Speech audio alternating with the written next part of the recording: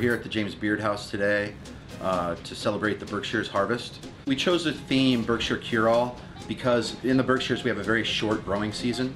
So in order for us to help support our farmers, to help use local products throughout the year, we really rely a lot on old methods. I guess I chose hors d'oeuvres because I started thinking about what was available and what preservation techniques I wanted to use, and I couldn't really decide on one dish or one course, so I offered to do hors d'oeuvres, and I knew it would bite me later, but in the end I'm glad I'm doing it because you get to show many different ideas.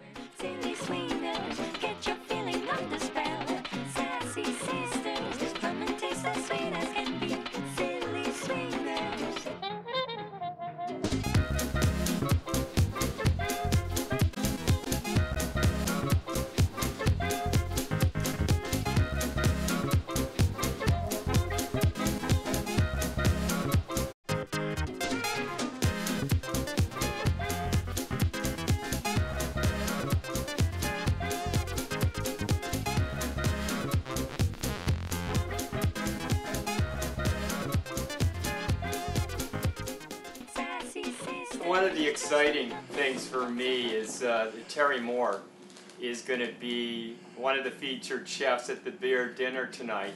I am delighted to be here in New York City at the James Beard House. I am going to be doing a cured halibut, gravlax style. The halibut came from Wellfleet, Mass, from a young man who procures fish right off the boat and brings it to the Berkshires. He managed to get me a nice 22-pound halibut, which I cured about 3 days ago, and it is ready to be sliced, and we serve it with a very lovely Swedish mustard sauce. As a little garnish for this dish, I've done a miniature potato salad, which is going to surround the halibut.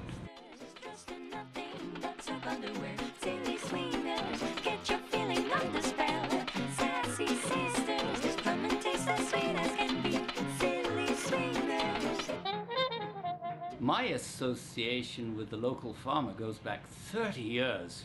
Terry was kind enough to open his kitchen door when I knocked. And there was this skinny young man with a big shock of black hair. I had a number of different baby vegetables and lettuces that I was selling. He asked me if I wanted to buy some local vegetables. He bought pretty much everything I had right off the van. And that man today is still in business, and his name is Ted Dobson. In an offhanded sense, I'd like to think that the story of Berkshire farm to table starts with Terry Moore and Ted Dobson. I decided that I'd rather just be here, so I sold the restaurants 2 years ago and became a farmer full-time. And then realizing once again that a farm cannot survive without a market, I opened the Bell and Anchor. Steve and I made our own prosciutto from one of my pigs at the meat market back in April, and it's finally ready. We haven't served it yet. We're unveiling it for this dinner. Yeah, this is the debut. That's going to be our dish, charcuterie from the pigs we raised and that we we processed and made all the charcuterie ourselves.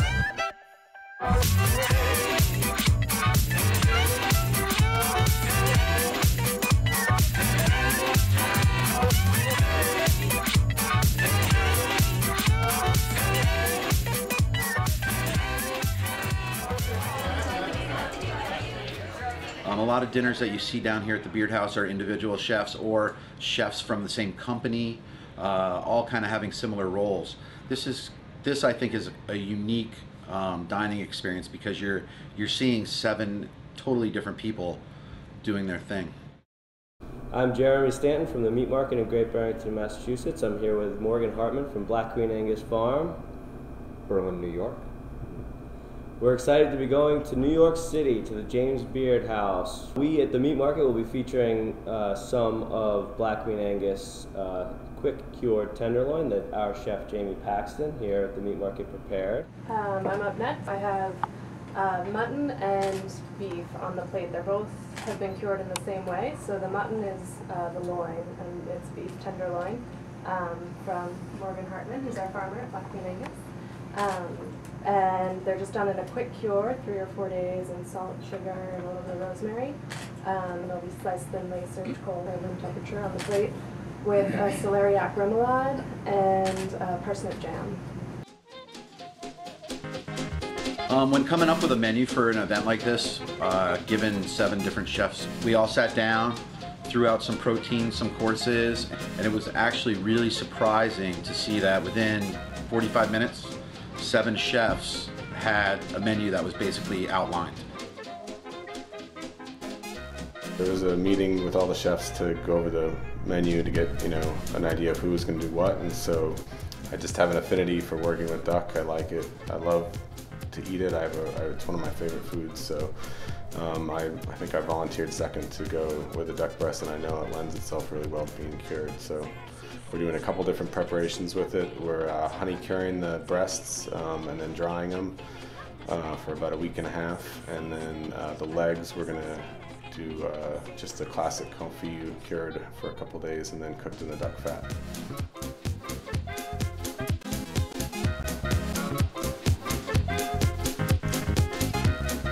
The confit is going inside an arancini, which is a crispy risotto ball.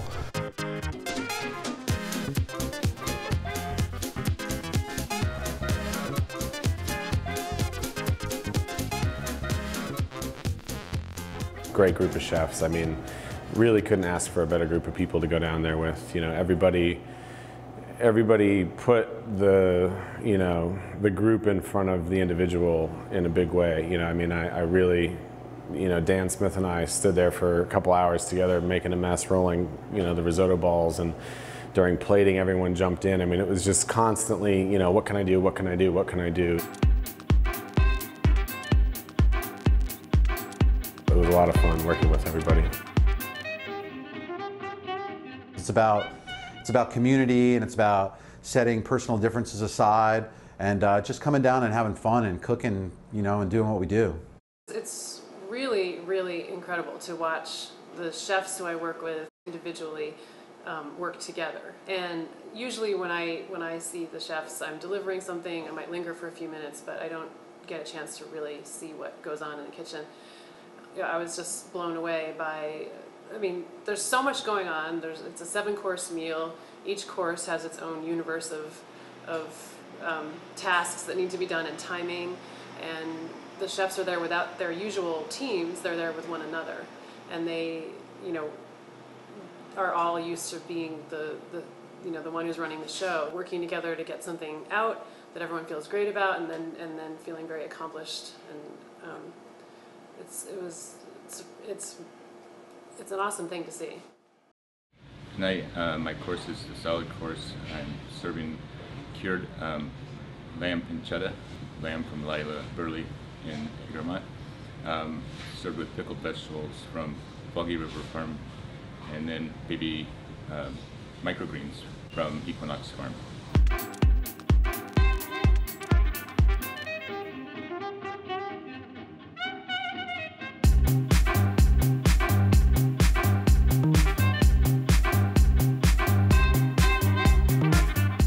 once you get in that rhythm, it's like an orchestra. I mean, it's really no different. You get into this total synchronicity, and it's awesome.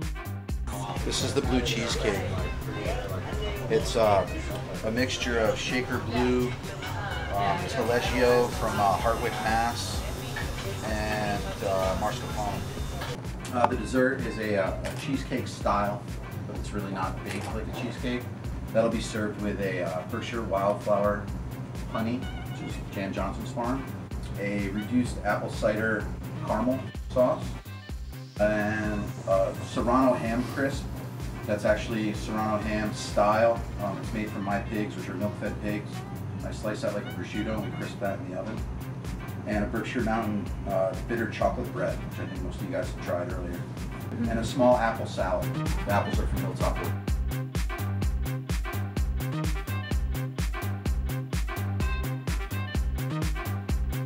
Zay, who's the maitre d', did a great job. His staff always does.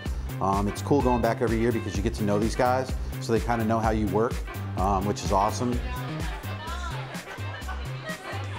Feels good to have the kind of rush of service over, and now we can sort of relax and bask in being here. It's been, everything I think went out beautifully, and all the feedback I've heard has been good.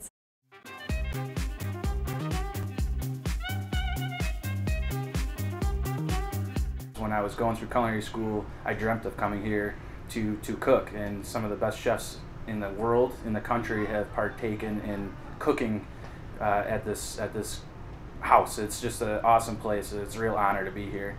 You're the chef. Well, the James Beard Foundation is a little bit like the Rock and Roll Hall of Fame for chefs. I mean, this is the place that you want to be. It's a place you want to be, have on your resume as having been invited to come.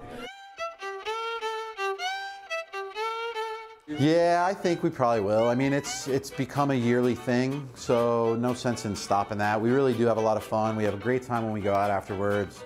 You know, tonight we're going to Prune, and Gabrielle Hamilton's hooking us up with a great feast, so we're looking forward to that.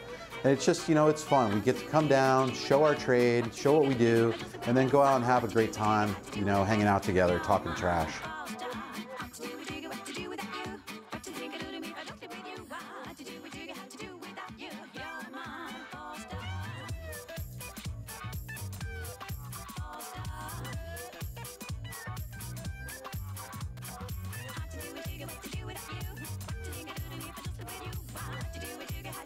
Chefs are really expressing locally what they're sourcing. And they're coming up with some pretty novel, interesting ideas about when and what is available to them from their area. And I think that's really the American food movement, is based on a chef's relationship to the farms and farms' relationships to chefs where you are.